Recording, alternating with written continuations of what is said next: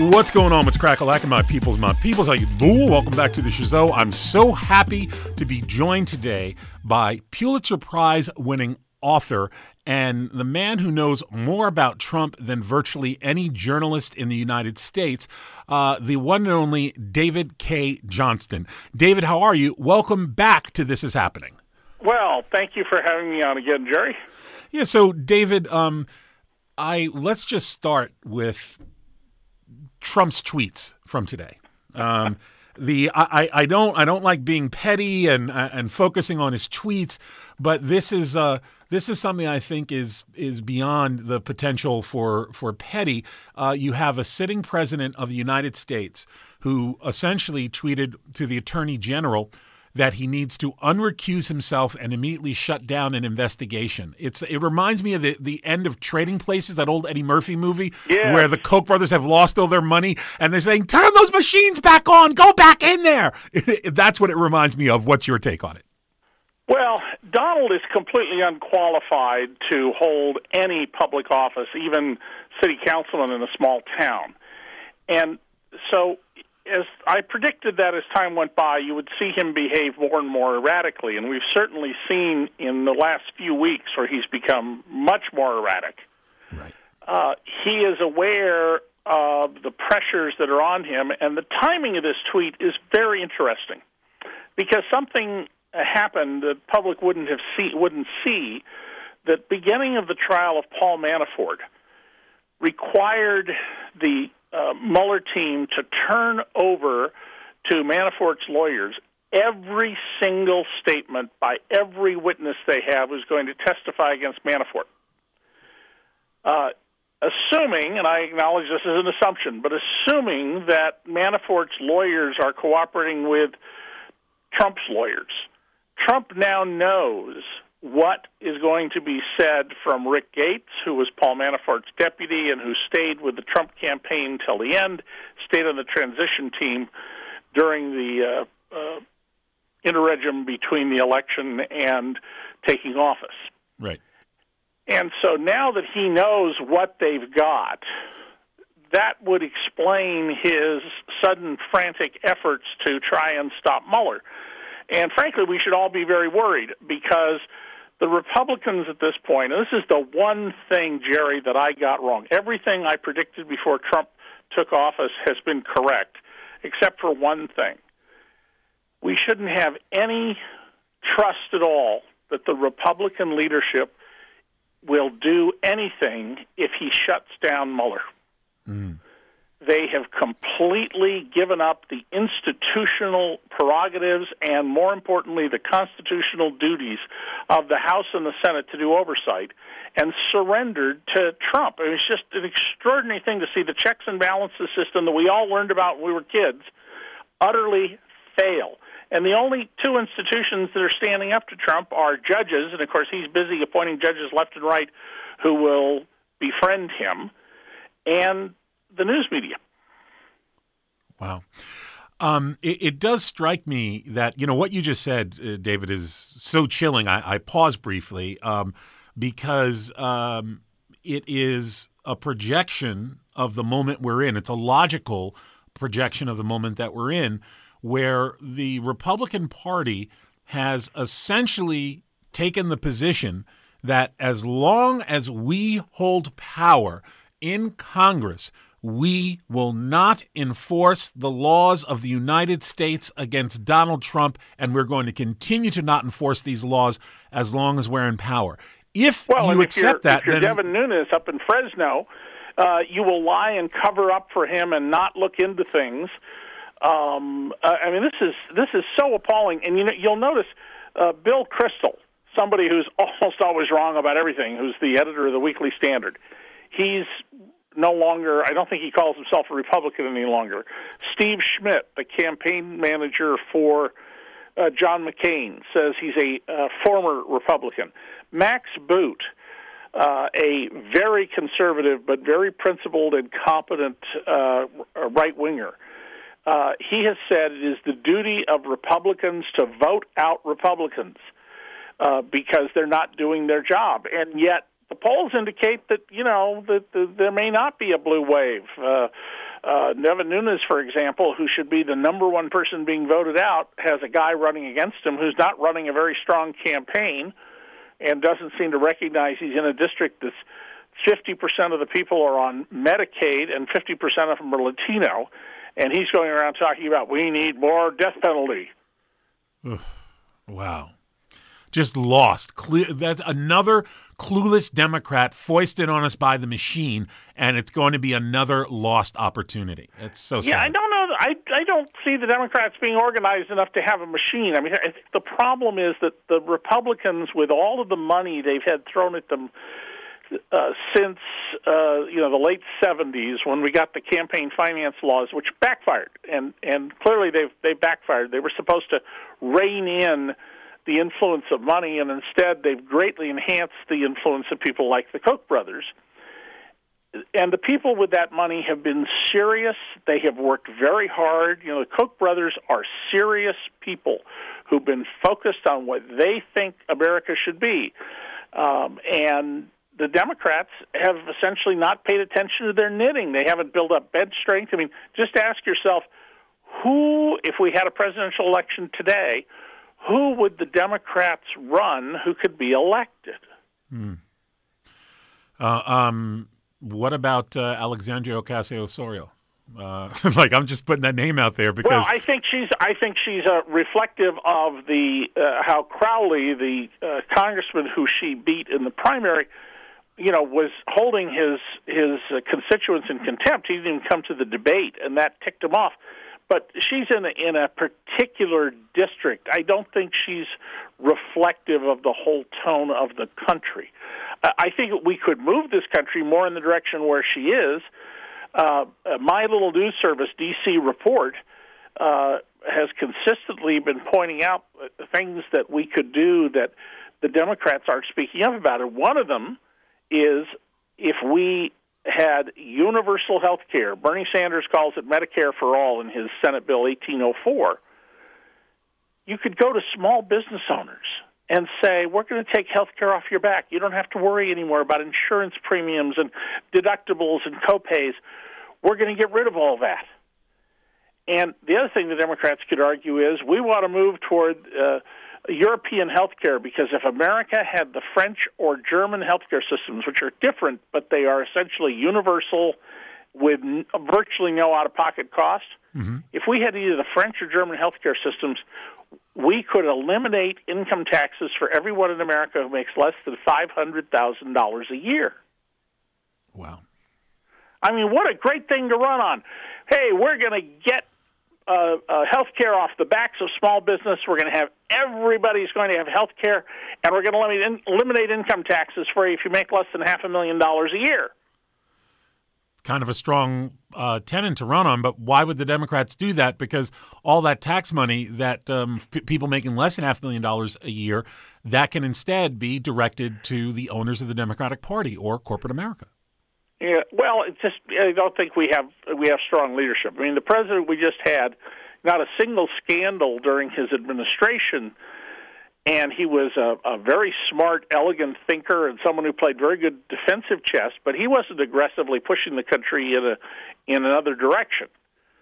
And the president before him was like Donald Trump in that he was totally incurious about the world, didn't know about the world. And the president before him, Bill Clinton, was a guy who, we all know, couldn't stay focused on the job for 8 years and had to go out and create problems for himself that are just were totally unnecessary, and as a result, really weakened things. And also remember that Clinton, George W. Bush, and Barack Obama were all busily playing ball with Wall Street. And now you're seeing this administration working very hard to eliminate the very few controls that we've put on bankers, mostly thanks to the work of Barney Frank before he left Congress, and especially Elizabeth Warren.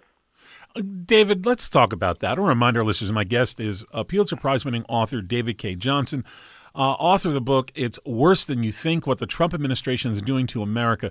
David, can you identify for our audience what you think are the top few horrific things that the Trump administration is engaged in the financial area that's going to cause great harm? Well, first of all, we cover this regularly at dcreport.org, our news service, which is no ads, it's free, it's volunteered, it's run by people who are now retired from the New York Times, the LA Times, and the Wall Street Journal, including myself. The single number one most important thing that they're doing is muzzling and putting out of business the Consumer Financial Protection Bureau that was the idea of Elizabeth Warren. That agency has, for every dollar we've spent on it as taxpayers, they have recovered, I think it's $4.50. Wow. Now, anybody in business told, hey, a 4.5 to 1 return would say, let's throw more money at it, not these guys. Secondly, they have appointed feckless people to the regulatory boards, and there are a whole slew of them because there's a whole lot of different kind of financial institutions out there. Appointing, you remember Donald Trump ran for office saying, I'm going to drain the swamp. He ran against Goldman Sachs, but he's filled his administration with swamp monsters. Right. And they continue to press to cut the Internal Revenue Service, which is important to the issues of finance, because if we don't have audits of big companies, they will organize their books in ways that, they don't pay anywhere near what they're supposed to pay. And the Trump tax law, and the Trump and the Republicans own this. Not one Democrat voted for this. The Trump tax law really messes up our system. First of all, it encourages companies to invest outside the United States when they sold everybody the idea that it was going to encourage bringing money home. Secondly, I'm sure that you've heard, Jerry, that Apple and Nike and a lot of other international companies are going to pay a big tax bill so they can bring their offshore money home, right? Yeah. That's not what happened.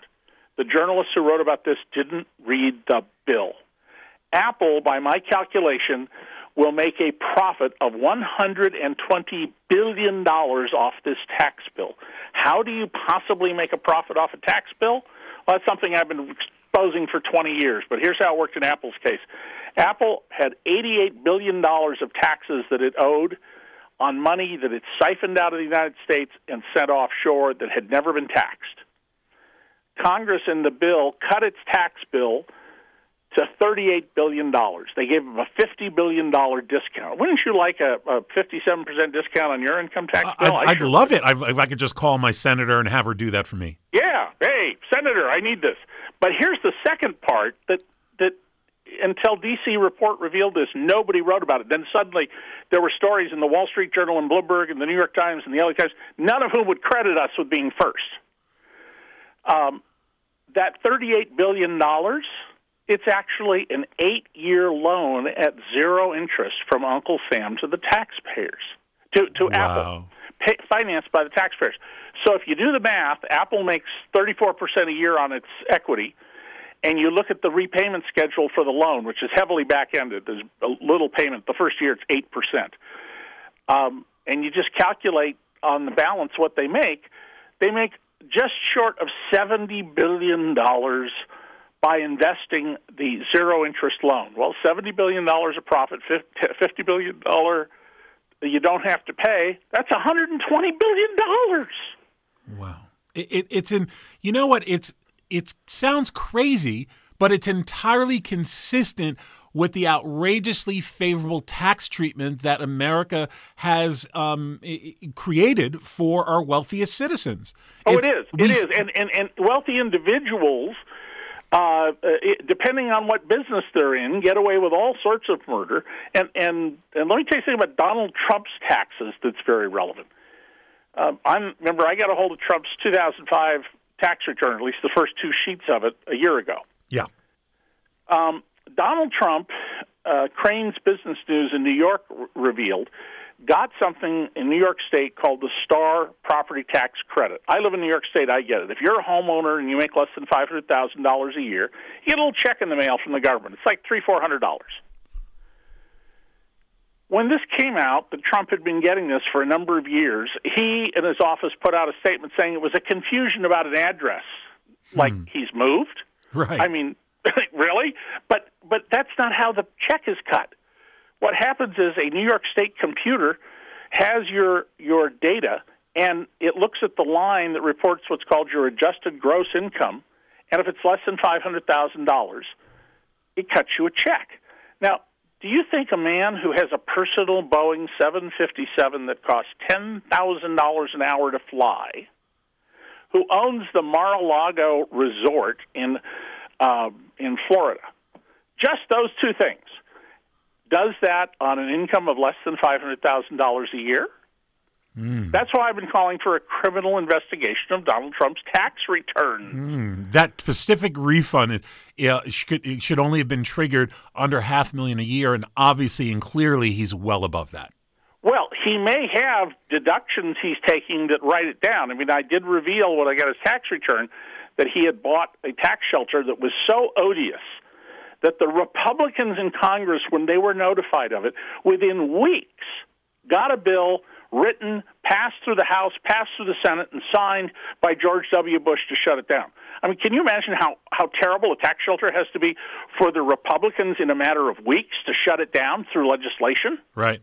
It was so toxic that its toxicity might expose the more mundane schemes in which they were engaged. Yeah, and so they did the right thing, and I praise them for doing the right thing in this case. They also did something that they always do with these things. When I was working at the New York Times and exposing all these tax schemes, Congress would pass laws, they would shut them down, but they only applied to new sales. If you had bought the tax shelter already, they could have said in the law, you get no further benefits beyond what you've taken. Instead, they basically let everybody who had already bought the tax shelter use up the benefits from it, even though it was illegal. I mean, it's just, this is more currying favor with the rich who, what they're doing is stealing from you and me. When you buy an illegal tax shelter like Donald Trump did to avoid paying, in total, with the taxes you should have paid, $600 million of taxes, you're stealing from you and me. Absolutely. I just think it's $600 million. If you if you put it in a trust, it would develop about $40 million a year. Think of how many kids you could send to school, college or to undergrad or graduate school, $40 million a year forever in perpetual scholarships, just on that one act of theft that Donald Trump engaged in. That's right. And so understand that, the focus of this administration is heavily on what I have long said is the de facto policy of the Republican Party. They don't say it quite the way I'm going to put it, but anybody listening, I think, will recognize it. And that is, what do the Republicans keep telling us? We need lower taxes and less regulation. And we can't afford, Medicare, Medicaid, food stamps, all sorts of other things. Their policy is, the problem in the American economy is the rich don't have nearly enough. That we will be a richer country for everybody when we get the rich more money. So we're going to get them that money by cutting their taxes and reducing the regulations that affect their businesses, like letting them pollute, because, if you don't clean up your mess and pollute, you make more profit. And then we're going to pay for it by taking away or cutting Social Security, Medicare, Medicaid, health care, inspections of food to make sure they're safe, everything else that benefits the general public, and that's what they've been focused on. David, let me try to get you a little bit focused on the latest shenanigans of the Trump administration. You said earlier that there's a distinct possibility and even a likelihood that Trump is now in possession of all of the witness statements that are being used in the Manafort trial and has largely sent him into a panic. And there's a noticeable shift in the last 7 to 10 days in terms of the demeanor, temper, and Trump is essentially lost his composure around the Mueller investigation. Can you unpack for our audience what is going on beyond the witness statements from the Manafort trial? What are the other factors driving Trump off the brink because he has lost his composure? Well, here's what happens in the Manafort trial. Manafort's on trial for tax evasion on $60 million, bank fraud, wire fraud, a total of 18 crimes, all related to that. He has been under investigation since before he became Donald Trump's campaign manager, and one of Trump's tweets is, "Why didn't they tell me?" And, you know, Jerry, if say, your spouse is under FBI investigation, of course you expect the FBI to call you up and tell you that, right? One of the rules, federal criminal rules, requires that every single statement made by every witness the government will use to prosecute Paul Manafort for tax and related crimes have nothing to do with Russia. Well, some of the money came from Ukraine, but nothing directly to deal with the collusion issues that we're concerned about. They have to give those statements, no matter how unrelated, to Manafort's defense team. Well, those statements, many of which, you know, nothing will come up at trial about many of them, but those have now signaled to Trump, assuming he's been given those statements by Manafort's lawyers, and I would think that's highly likely given his behavior. Those statements are going to talk about, you know, what Rick Gates, Paul Manafort's deputy, knows about not just the famous June 9th, 2016 meeting in Trump Tower with the Russian emissaries who came promising to bring the formal help of the Russian government, but a planning meeting that was held 2 days before that, and what happened after that meeting. And so while those issues might not come up in Manafort's trial, if Gates talked to them about them to the prosecutors, those statements had to be given to Trump. And Trump, you know, Donald is deeply mentally ill. He's a high-functioning but mentally ill person, but, you know, he's not stupid. And he now is aware of what they've got, and he knows, therefore, what's coming. So he's becoming more and more desperate to shut things down. And you know, his attacks on the news media, which I think are at some point going to lead to some violence against some journalist or group of journalists by people connected with Trump. He is trying here to do what all authoritarians and would-be dictators do, and that is to create an artificial enemy out there to direct attention away from his own wrongdoing.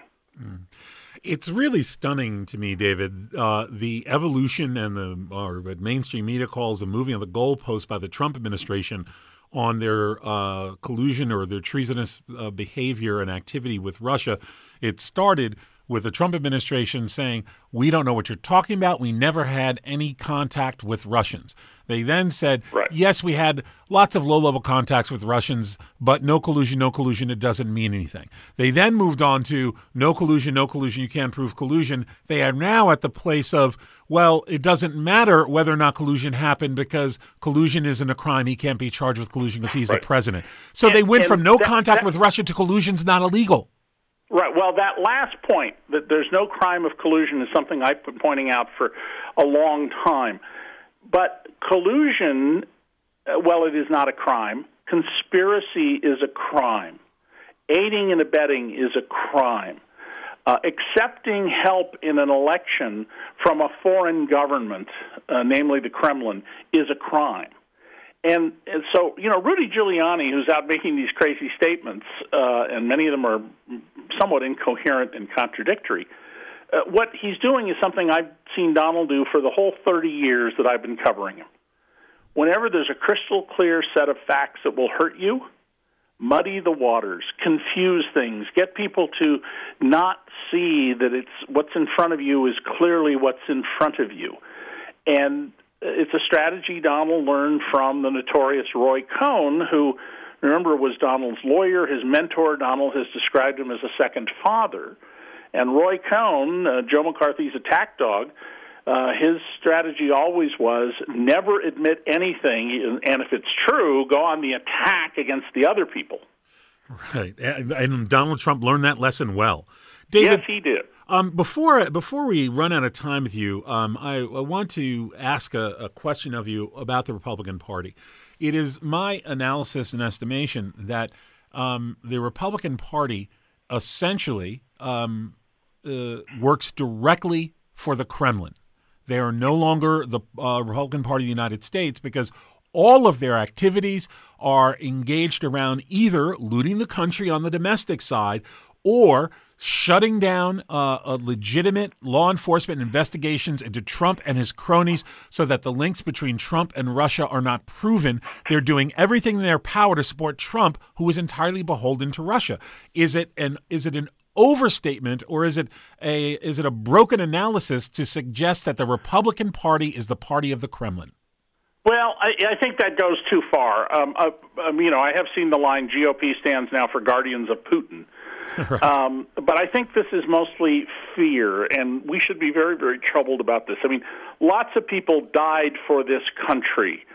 My father was a 100% disabled veteran in World War II trying to save this country, and we've got a bunch of Republican politicians who are afraid they will be voted out in a primary if they stand up to Donald Trump.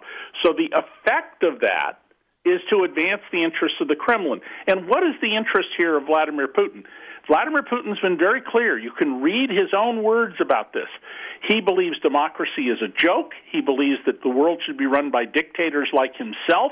He believes that he should have the authority to get rid of his opponents and jail them or whatever, including, I don't think he's ever said murder them, but that's pretty clear in some of his statements about Stalin. And the Republicans who are unwilling to risk a primary because they are afraid of Donald Trump, those people are unfit to hold office. There's no clause in the Constitution that says, I will uphold and defend the Constitution of the United States against all enemies, foreign and domestic, except Donald Trump. Right. And Donald Trump is an enemy of our Constitution. The kindest possible thing you can say about him, Jerry, is that he has divided loyalties between the U.S. and the Kremlin, and I think the overwhelming weight of the evidence is that politically, not legally, he's a traitor.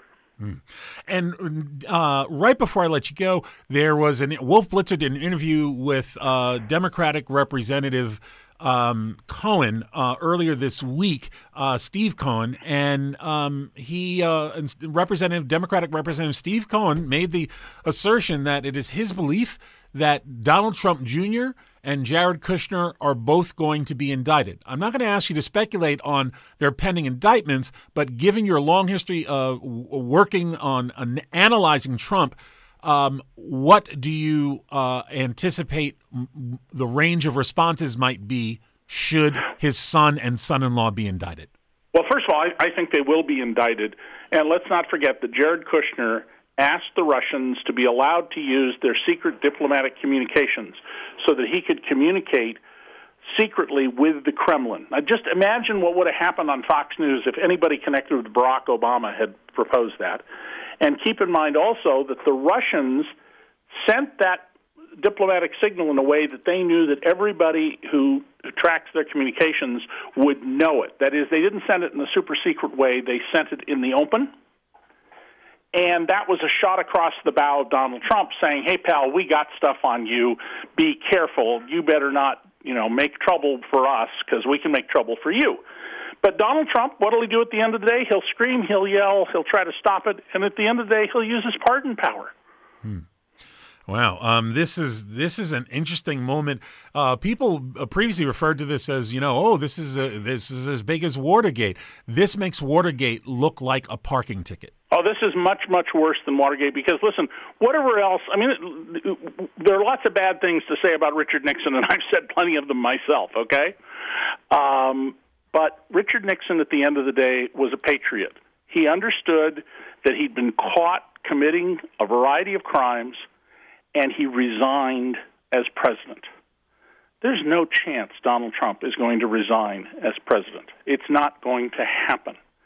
And he will continue to use his office to further his belief. And Donald sincerely believes this, that he is superior to the rest of us, that of course he should be running the United States for the rest of his life, just like he said, hey, President Xi in China looks like he's going to be president for life. Wouldn't that be great? Donald thinks he should run the whole world. We have a deeply mentally ill criminal in the White House. He is the third-generation head of a white-collar crime family. We have made a terrible mistake in this country for a lot of complex reasons, not the least of which I bear a little bit of responsibility. Donald's economic platform came out of my books. And while Donald doesn't read books, I know that he watched me on television talking about these issues and embraced and distilled from it things that I had effectively taught him. And I said 6 years ago, anybody who runs for president on this economic platform will get elected. Well, Donald Trump did, and he did. Wow. Well, my guest for this segment has been David Cay Johnston, and he's a Pulitzer Prize-winning journalist and author of It's Worse Than You Think, What the Trump Administration is Doing to America. David, I want to thank you so much for joining us today and being so generous with your time. Thank you, Jerry. We're going to take a really super short break, and we'll be right back.